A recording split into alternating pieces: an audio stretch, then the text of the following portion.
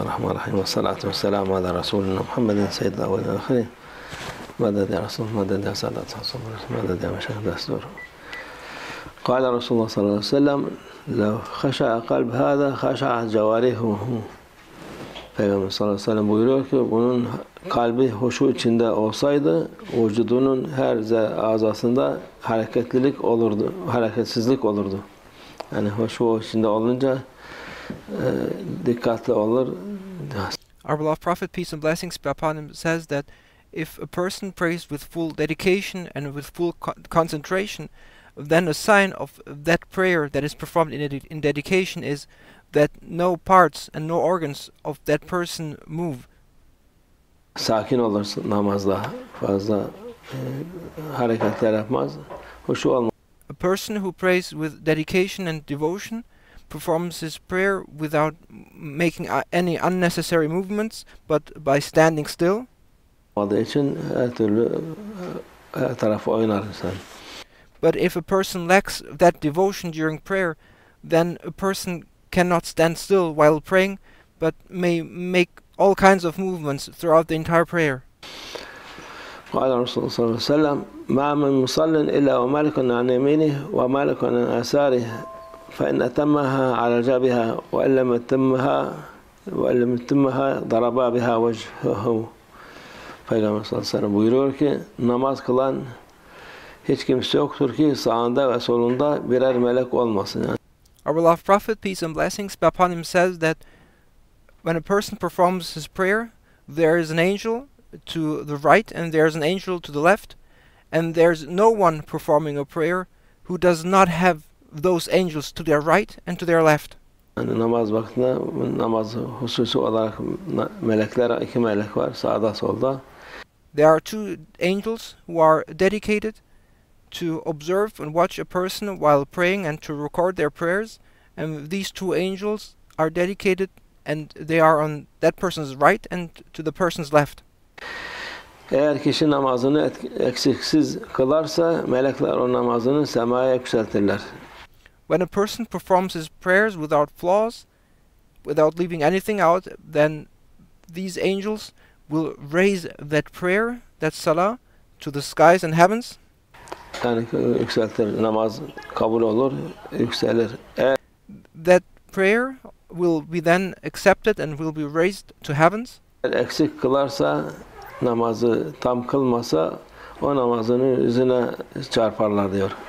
However, if a person does not perform his prayers completely and without paying proper attention during prayer and has flaws throughout his prayer, then those two angels will take that prayer, that salah, and throw it in that person's face. قال الرسول صلى الله عليه وسلم: من تمام الصلاة سكون الأطراف.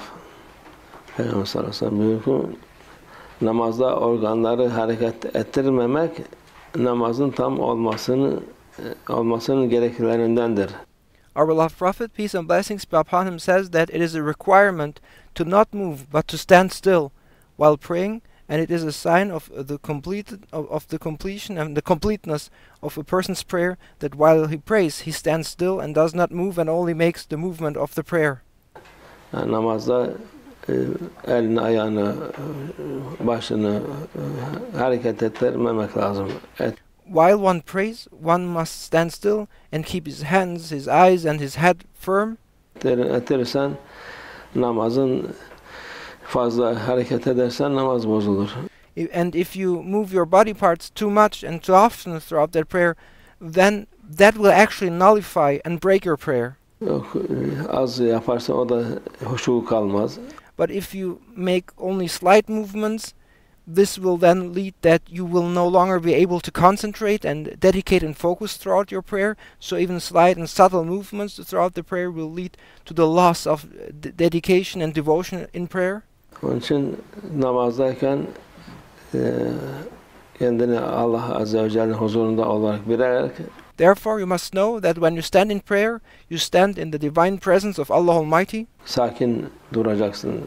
And as you stand in the divine presence, you must stand still and must stand firm. Hareketsiz duracaksın. Without making any unnecessary movements. قال الرسول صلى الله عليه وسلم لا صلاة بحضرة الطعام ولا هو يدافعه الأخبثان. Peygamber sallallahu aleyhi ve sellem buyuruyor ki yemeğin hazır olması halinde, yani yemek konulmuş, sofra konulmuş ve büyük veya küçük abdeste sıkışık olma halinde namaz olmaz. Yani onlar hiç namazı huşu içinde ettirmezler. Yemek yiyeceksin, acıkmışsın. Yok, bir de abdest sıkışmış oldu daha kötü. Onun için namazı huşu içinde tertemiz kalbinde, aklında, yerinde olup namazı kılmak sana faydalıdır. Our beloved Prophet, peace and blessings be upon him, speaks about two important points when it comes to praying in devotion and praying with dedication.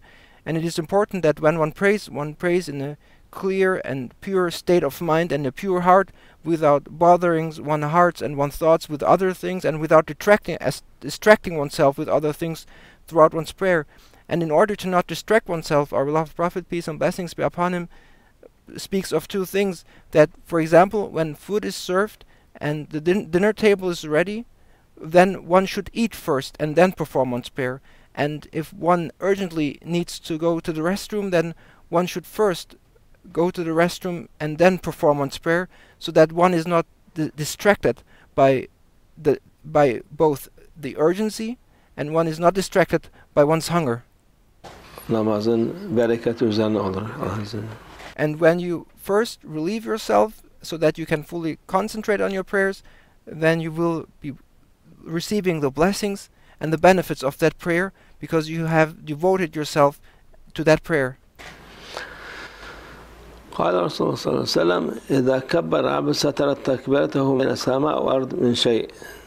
Peygamber sallallahu aleyhi ve sellem buyuruyor ki kul Allah Ekber deyince, yani birinci tekbir getirince, namaza durup da tekbir getirince, our beloved Prophet, peace and blessings be upon him, says when the servant stands for prayer and says Allahu Ekber, the first takbir, for the first time, for beginning the prayer, tekbir getirdiği zaman o tekbirin sevabı gök ile yerde bulunan her şeyin arasını doldurur. O kadar.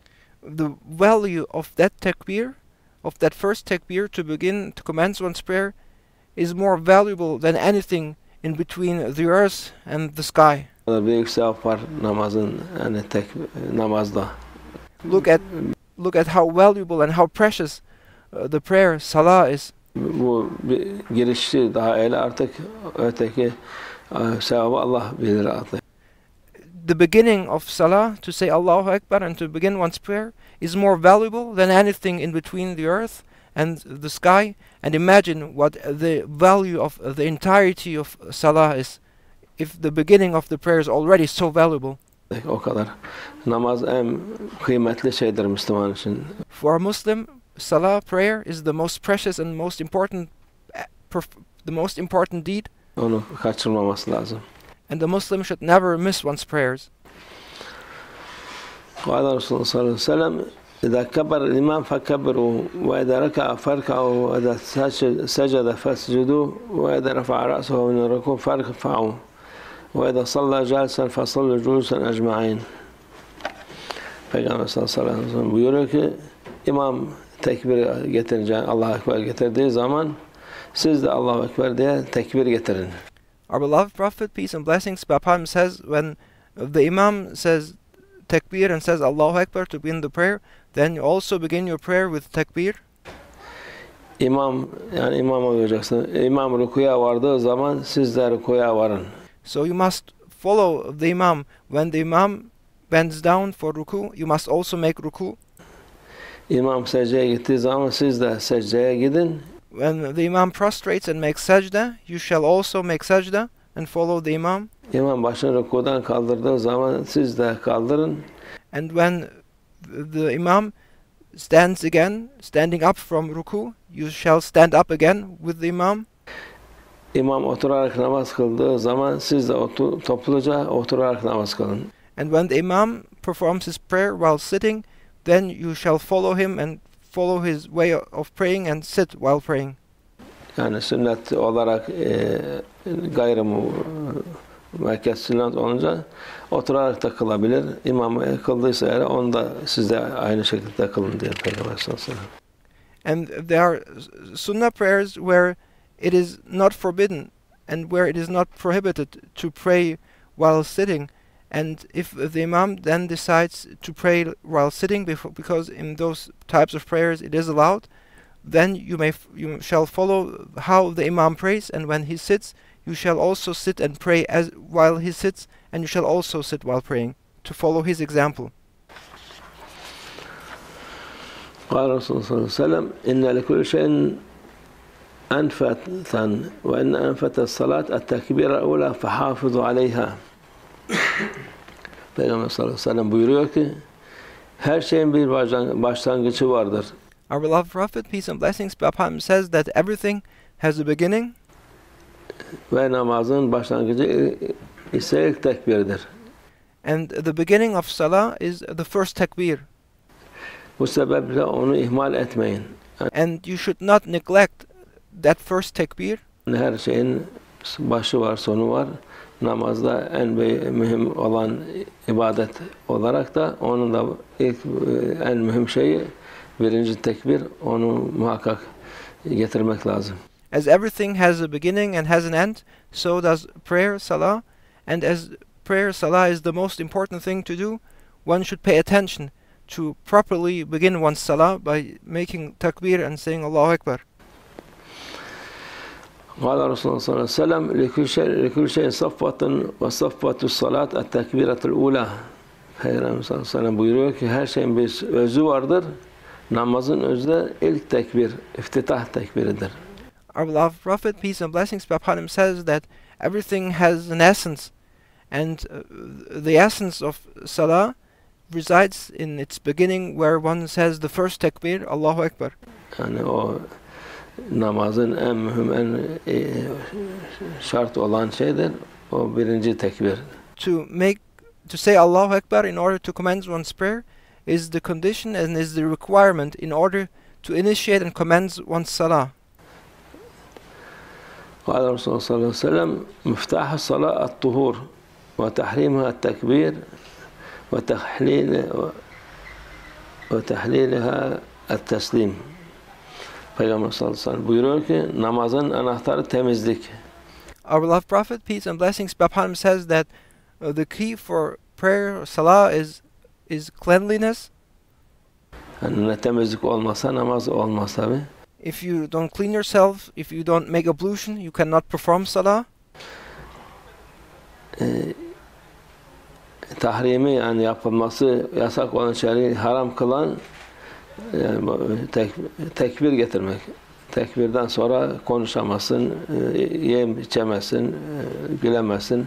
O da işte o tekbirdir.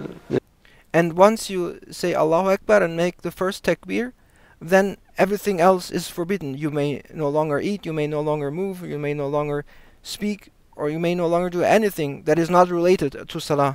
Tekbirden sonra onlar yapılmaz. After the first takbir, everything else becomes forbidden. O da tahrimdir namazın. Tahlili o şeylerin helal kılması, insana selam vermektir. Yani o yemek, içmek, konuşmak şeyler onların nasıl helal olur? O selam verdikten sonra helaldir. Haramlık kalmaz. Yani namazda yaparsa onları ya namazın bozulur ya şey olursa haram da bazı şeylerde olur. But the moment you give salam and you finish up your prayer, then what has been forbidden becomes permissible again. Because after having completed your prayer, having performed salam, you may eat, you may drink again, you may speak again, but after the takbir, all these things are forbidden, and only after you finish up your salah and you make salam, then all these things become permissible again.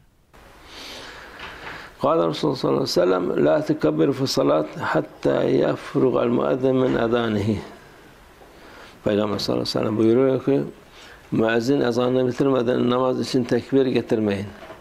Our beloved Prophet, peace and blessings be upon him, says that do not start the prayer, don't say Allahu Akbar in order to commence the prayer before the muezzin has not completed the adhan. So wait for the adhan to be completed before you say Allahu Akbar in order to begin your prayer.